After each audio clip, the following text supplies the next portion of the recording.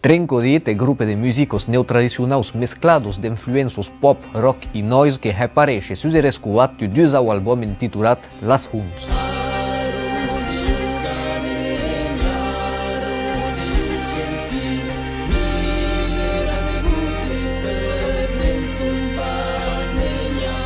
E título que é referência às Huns solide, aquests locs cargados de misticismos de tradições populares, mas também a village de Huntans em Baix Armagnac, unes 4 musicians e composen os 10 trossos do álbum.